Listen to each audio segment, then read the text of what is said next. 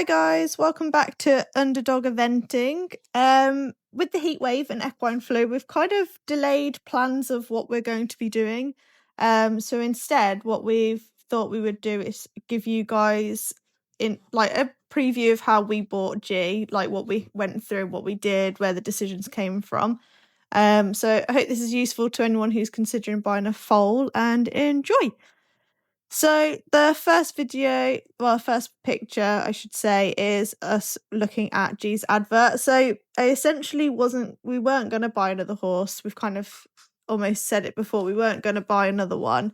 But I kind of was curious about some of the breeding lines. Everyone knows Lordship, Graffalo. So I kind of was looking into his history of breeding to see what I could find out and how easy it would be to get a relation of his. And that's when I found this advert on HorseQuest, I think it was. And it was G.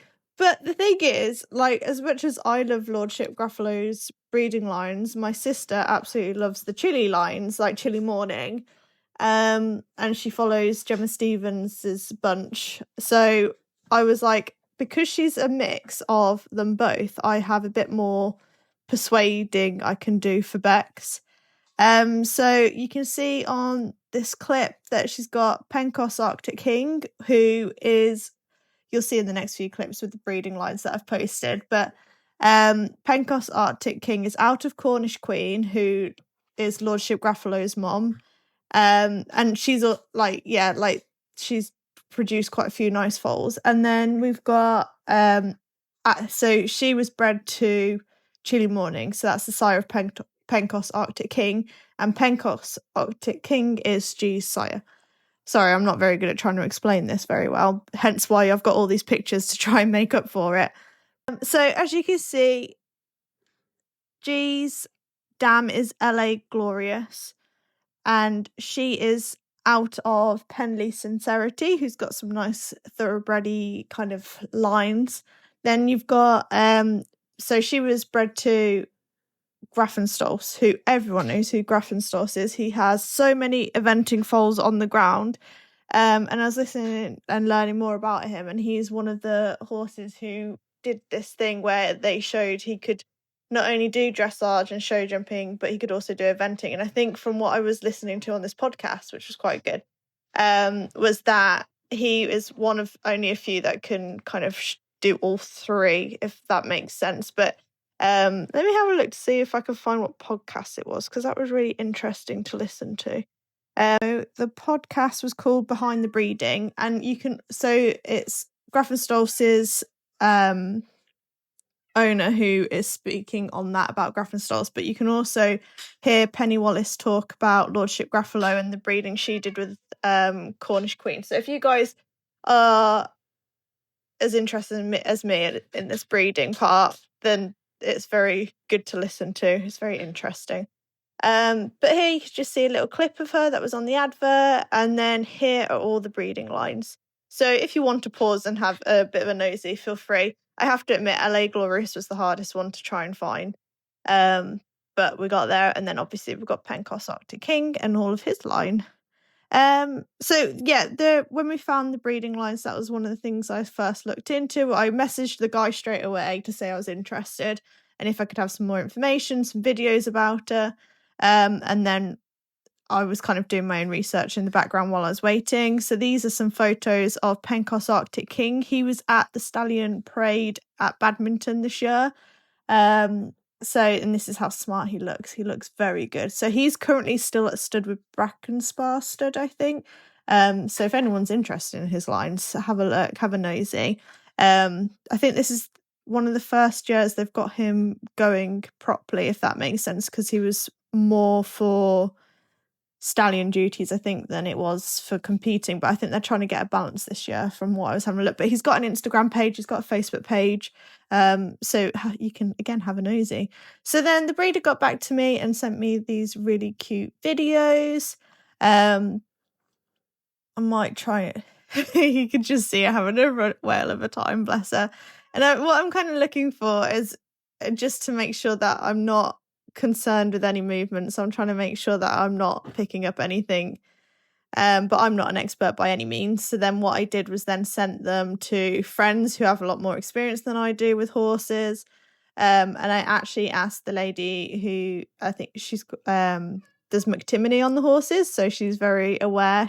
G being a bit rude there, pushing the poor lady out of the way. So yeah, just it's kind of good to have more eyes. The more eyes and more like in a way, more eyes and more opinions you have, the less likely you are to miss anything, I guess, because you're having so many people look at the video. But yeah, we could all see that she she's just having a great time. She looked good in all of these videos. Obviously likes to have a run around.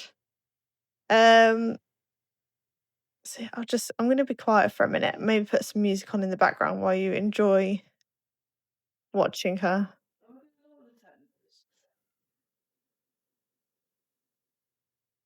I have to admit, I was hoping to see a little bit more trot, but she was just having such a good time. It was all cantering round and being silly.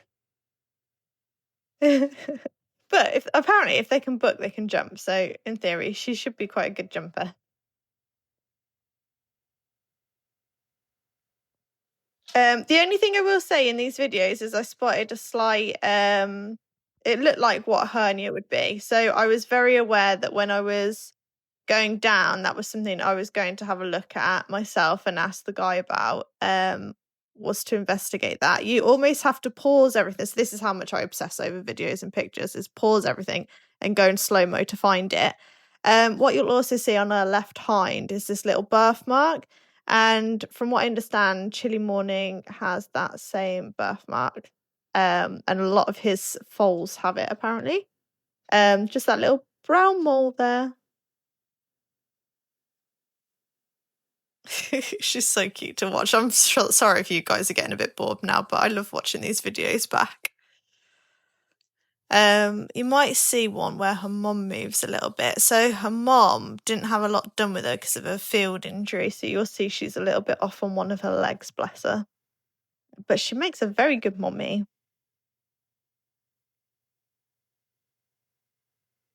She's so naughty watching these videos back. Oh, there's a nice trot. So that's kind of what I was waiting for. I really wanted to see that trot to see what it looked like. You can see she's tracking up. It doesn't look like there's any problems from what I can see on there, except she's being really naughty. So then we agreed to come up. The breeder was really nice, sent us lots of very cute photos of her when she was a baby. She's been very well looked after by her mommy.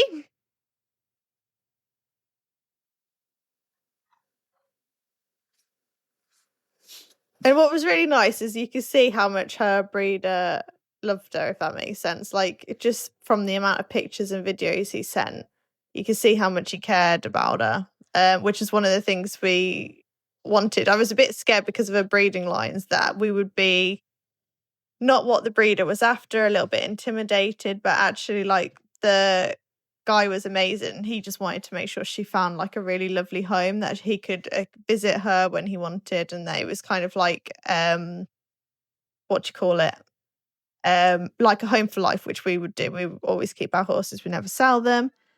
So then here you can see that we've gone up to viewer. I'm going to have to crop this video a little bit because I'm sure Becca won't want to be the star attraction in this video for too long. But she's very confident around people. Like, she loves people. She loves cuddles. We tried very early on to try and get her to take treats, and she was like, nope, only carrots. Like, she loves a carrot, but she would not eat apples or pears. So you'll see a little bit later, I got very excited when it was the last time, I think it was at her vetting, and she said, okay, I will try a pear. And we were like, yeah. It sounds silly, but my two mares love a pear, so I get excited when she wanted some as well. But no, she's really cute. Honey was Honey, when we got her, she was the opposite. She was pretty feral. Didn't want really anything to do with people too much. And I remember sat in the field when it was Honey with a banana, and she eventually came over for the banana. But it was funny to watch the owners try and catch her, whereas G's so confident, she's just like, yes. So here's a couple of photos of that visit. And then the next one is really cute. So he then posted on HorseQuest that she was sold and given us all the best and good luck. So that was really cute. This is her with the farrier. So we get nice updates throughout the whole time. This is her being weaned. So she's got a friend next door. It's really nice how they can see that pony next door to them. And I like that he kept us, like I say, he kept us up to date. So we've got one where she's in a rug for the first time. And then we've got her, apparently I think she was speaking at chickens, which is quite funny. She was being a bit silly for. I apologise if you can hear the cats in the background. They're Bengal cross ragdoll, so she can be quite vocal. Well, one's a Bengal cross ragdoll, the other's a ragdoll mixes, but she's one of the most vocal ones. But doesn't she look posh there? And yeah, this is the exciting part where she ate a pear. I mean, she did eat a proper pear before this. It was just I didn't video it and Becca wasn't there, so I was trying to show her. But yeah, it's so cute.